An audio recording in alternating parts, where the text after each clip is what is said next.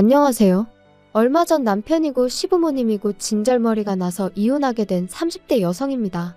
솔직히 남편하고는 별 문제 없이 잘 지내왔다고 생각하고 그래서 적어도 남편은 당연히 제 편이 되어줄 줄 알았는데 팔은 안으로 굽는다더니 정말 그 말이 딱이구나 싶은 게 너무 실망스럽더라고요.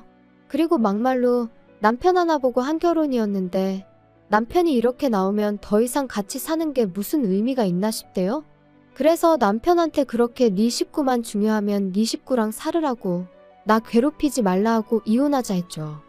남편하고는 좀 이상하게 들릴지도 모르겠지만 소개팅 어플로 알게 된 사이예요. 사실 제가 워낙 숫기도 없고 낯을 많이 가리다 보니 연애하기가 쉽지가 않더라고요. 아니 좀 더 정확히 표현하자면 좀 가까워지면 안 그런데 유난히 첫 만남이 어려운 타입이라고 해야 할까요? 게다가 제가 또 여중여고 여대를 나와서는 회사마저 압도적으로 여직원이 많은 곳에 다니고 있다 보니 한마디로 남자 만나기가 하늘의 별 따기였죠.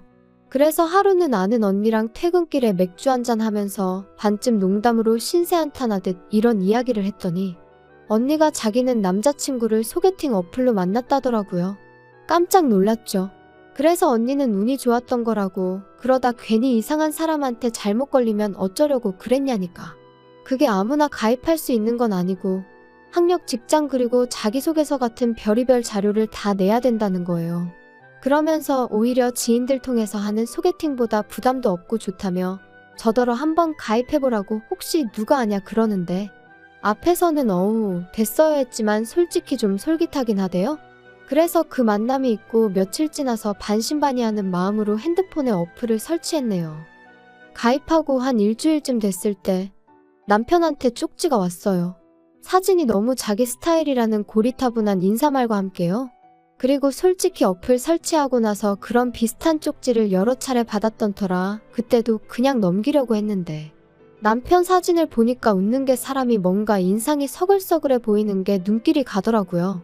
그래서 답장을 했고 쇳불도 당김에 빼랬다고 이튿날 바로 만났죠. 그런데 더 신기했던 건 이미 핸드폰으로 몇 차례 대화를 주고받았어서 그런가 그렇게 어색한 것도 없고 꼭 알고 지내던 사람을 만난 것 마냥 마음이 편한 거예요. 뭐 다 끝난 마당에 이런 이야기가 무슨 소용인가 싶지만 좋았던 시절도 분명 있긴 했어요.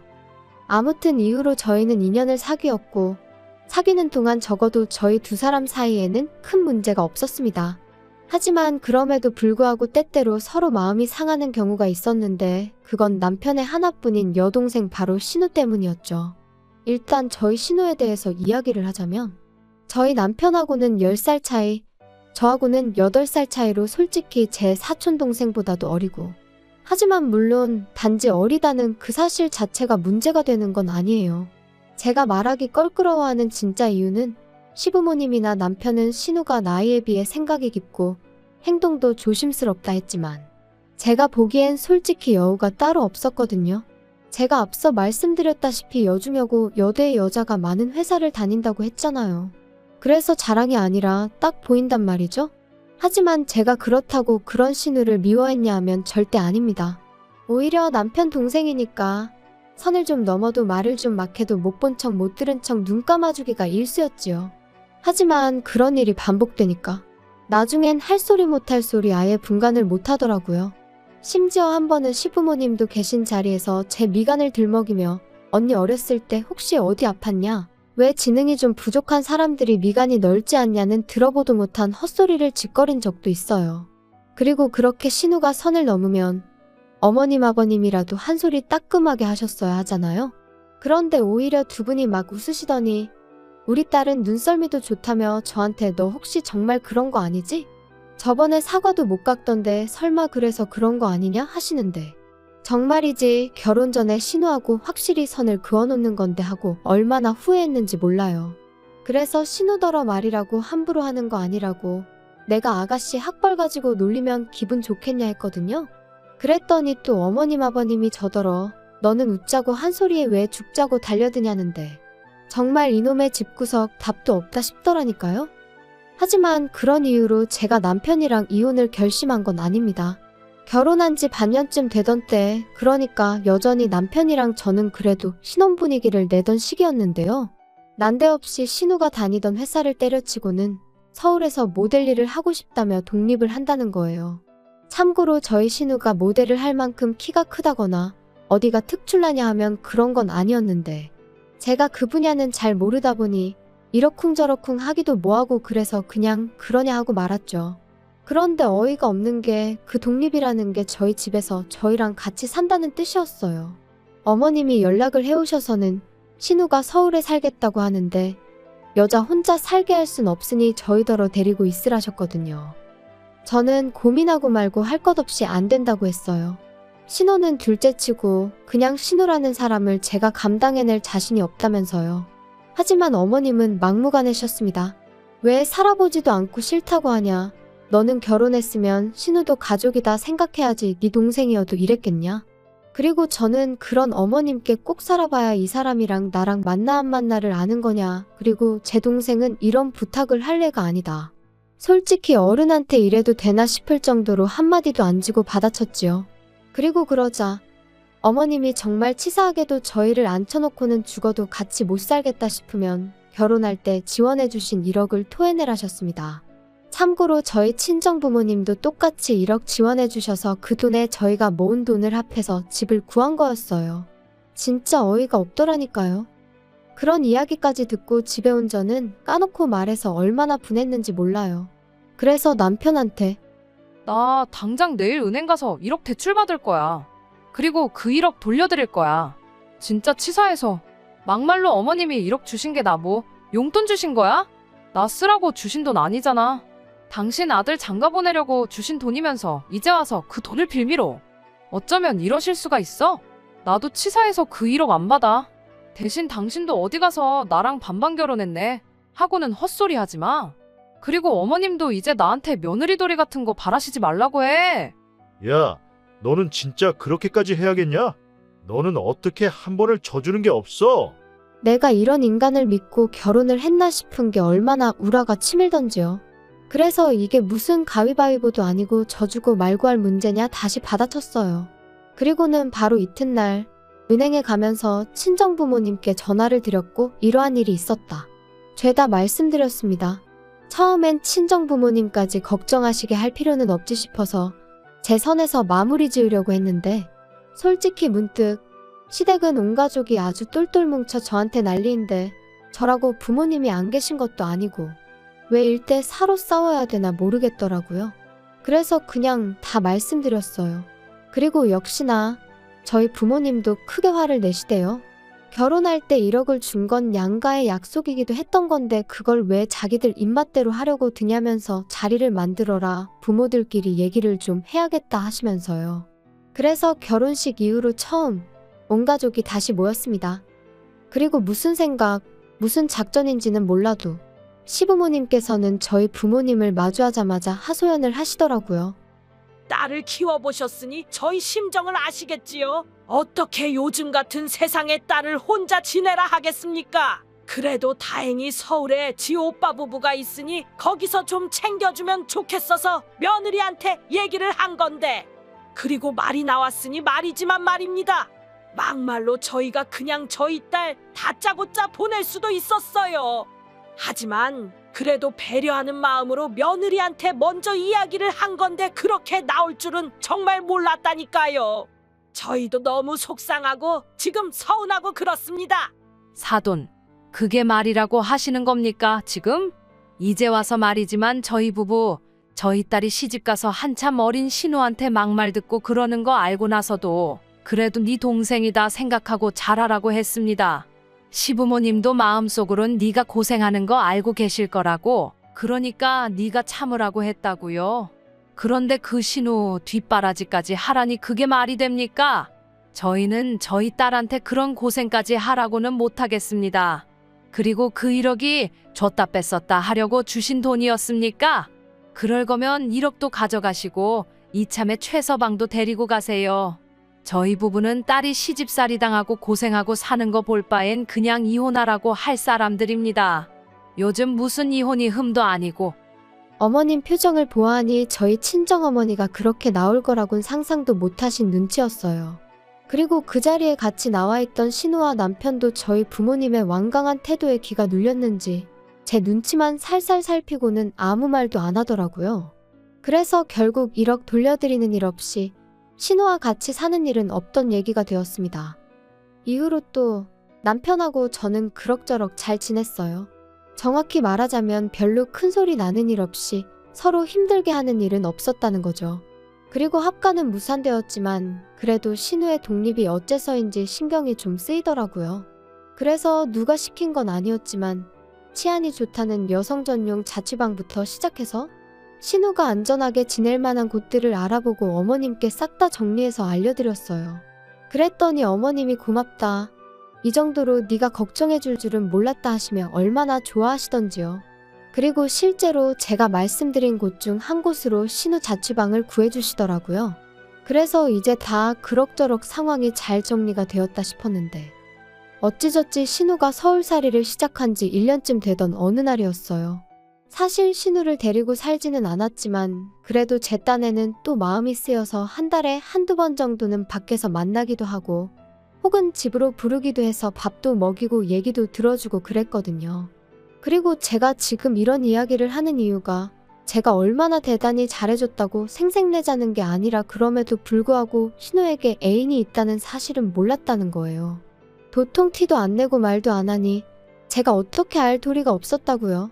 그런데 하루는 신우가 연락도 없이 저희 집에 찾아와서는 언니 하더니 자기가 임신을 했다는데 순간 제가 뭘 들은 건가 싶더라니까요. 그리고 신우의 임신으로 시댁은 말 그대로 쑥대밭이 되었습니다.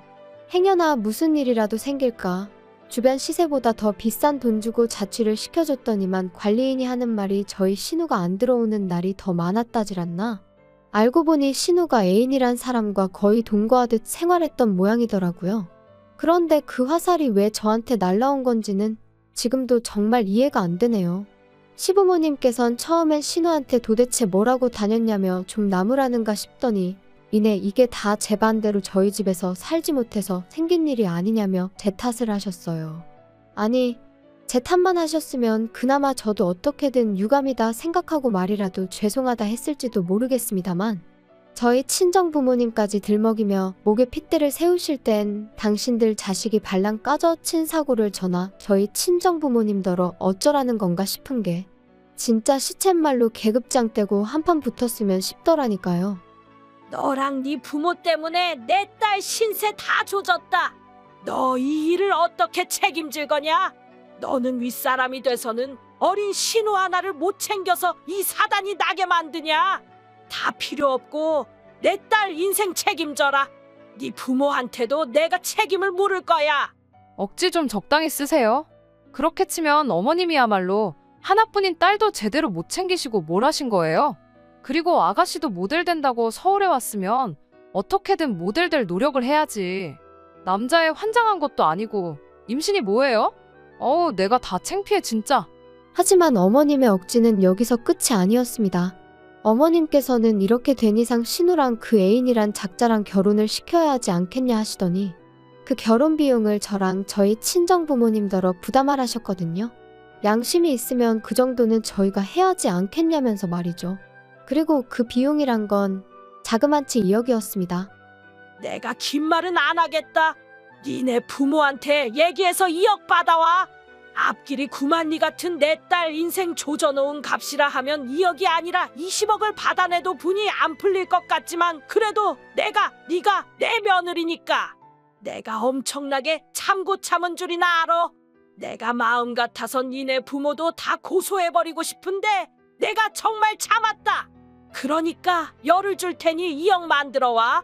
그것도 못하겠다 하면 나도 그땐 못 참는다. 그리고 저는 그때까지도 그래도 중간에 낀 남편이 불쌍해서 어쨌든 신우가 안 됐어서 그냥저냥 참아드리려고 했던 건데 정말 더는 이렇게는 안 되겠다 싶더라고요. 그래서 어머님한테 고소할 테면 하시라고 했어요. 2억이요? 어머님 뭐 잘못 드셨어요? 진짜 어이가 없네요. 고소요? 하세요 그럼. 하고 싶은 건 하셔야지. 참았다 병나면 어떡해요. 대신 저도 저희 부모님도 그땐 이렇게 말만 하고 있지는 않을 겁니다. 때도 적당히 쓰셔야지. 집에 돌아와서도 한참 동안 분한 마음이 어떻게 주체가 안 되더라고요. 그런데 그때 평소보다 늦은 퇴근을 한 남편이 저를 보더니 한숨을 푹 내쉬대요. 그리고는 오늘 어머니랑 또 한판 했다며 그러는데 짜증이 정말 확 나는 거예요. 남편의 말투라고 해야 하나, 그게 저를 아주 한심하게 여기는 시기였으니까요. 그래서 제가 남편더러 말을 그렇게밖에 못하냐니까. 야, 나도 답답해서 그래. 그러니까 처음부터 우리가 데리고 있었으면 얼마나 좋았겠냐고. 아니, 그게 지금 말이라고 해. 막말로 자취하는 여자들은 다 임신하니? 시부모님도 당신도 왜 자꾸 신우가 잘못한 걸 나랑 내 부모님한테서 원인을 찾아? 나는 뭐 할 말 없어서 가만히 있는 줄 알아? 이게 다 가정교육을 잘못 받아서 이렇게 된 거지. 너 진짜 말이 너무 심하다. 말 가려서 해. 가려서 말할 건 내가 아니고 당신하고 당신 부모님이야. 진짜 지긋지긋하다. 오늘은 당신 부모님이 나더러 친정 가서 2억 받아오라더라? 신우 인생 조져놨으니까 위로금으로 받아야겠대. 어머님 머리가 어떻게 되신 거 아니야? 야, 너 내가 말 조심하랬지. 그리고 솔직히 2억이 없어서 그런 거면 차라리 우리 부모님한테 가서 무릎 꿇고 죄송하다고 빌어. 빌면 봐주실지도 모르지. 네 부모님도 그래. 그렇게 뻔뻔하게 모르쇠로 나오실 게 아니고 우리 부모님한테 미안하다 숙이고 들어오셔야지. 막말로 그렇게 버티고 계시면 너랑 나도 못 살지 않겠냐? 너 말 잘했어. 나 너랑 정말 못 살겠거든. 고소고 나발이고 니네 하고 싶은 거 다 해봐. 그리고 너랑 나도 이쯤에서 갈라서자. 제발. 남편하고는 또다시 할 말 못할 말 해가며 정말 서로 때리지만 않았지 이웃이 경찰까지 불렀을 만큼 크게 다투고 말았습니다. 그리고는 서로 정말 지긋지긋해져서 일주일 만에 바로 이혼 서류 접수하고 한 달 동안 남편은 자기 본가에, 저는 제 친정에서 지냈죠. 아쉬움이라고 눈꽃만큼도 없었고 오히려 더는 숨소리도 견딜 수 없을 정도로 꼴보기도 싫었거든요. 그리고 제가 친정에 있는 동안 시부모님한테 몇 번이나 연락이 왔는데 댁 아들하고 이혼하기로 했으니 저한테 이러지 마시라고. 자꾸 이러시면 경찰에 스토커로 신고하겠다 하니까 나중엔 좀 잠잠해지대요. 그리고 결혼할 때나 이혼할 때나 집값은 별 차이도 없었기에 그냥 팔아서 남편이 들고 온 돈 그대로 줘버렸어요. 대신 같이 결혼 생활하는 동안 월급 관리는 제가 했는데 그걸 가지고 적금이 어쩌고저쩌고 하는 걸. 니 처먹고 사는데 다 써서 없다고 악다구니 한 번 써주니 찍소리도 안 하더라고요. 그리고 어떻게 보면 제가 모처럼 남편이란 작자를 다시 떠올리고 이렇게 사연까지 쓰게 된 계기이기도 한데 발 없는 말이 천리 간다더니 우연히 신우 소식이 제 귀에 들려왔습니다. 일단 신우는 그 애인과는 결혼을 못했는데 애인이란 사람 부모가 요새는 출산 전에도 친자 검사를 할 수 있다더라며 신우한테 그걸 하자고 했던 모양이에요. 그리고 신우는 그게 자기에 대한 모욕이었더니 해가며 못한다고 버티다가 해서 친자 관계가 맞으면 뭐 위자료를 청구하겠네 그랬다는데 이 대목에서 그놈의 집구석 위로금인지 위자료인지 남한테 돈 받아낼 궁리만 하고 사나 싶더라니까요. 아무튼 그래서 친자 검사를 했는데 아니었던 거죠. 그리고 더 웃긴 건 알고 보니 신우의 남자 관계가 워낙 화려해서 누구 한 사람을 특정해낼 수가 없었던 모양이에요. 몇몇은 스쳐가는 인연만도 못한 만남이었다 하니 말 다 한 거 아니겠어요? 정말이지 아무리 자기 멋대로 사는 시대라지만 어쩜 그렇게 무책임하게 살았나 싶더라니까요. 사실 남의 불행을 듣고 좋아하면 안 되는 건데 그 소식 전해 듣고 나니까 기도 안 차고 한편으론 꼬숩다는 생각도 들대요. 그러니까 심보를 곱게 써야지. 그리고 지금도 보나마나 저와 저희 부모님 탓이나 하고 있을 게 뻔해서 불쌍한 생각도 안 들거든요. 아무튼 뭐 이제 남편도 본가로 돌아갔겠다. 시부모님이고 남편이고 온 가족이 들러붙어 신우 뒤치다거리나 해주면 딱 되겠네요. 혹시나 이 사연을 듣게 된다면 축하한다고 꼭 말해주고 싶어요. 축하해, 한번 잘 살아.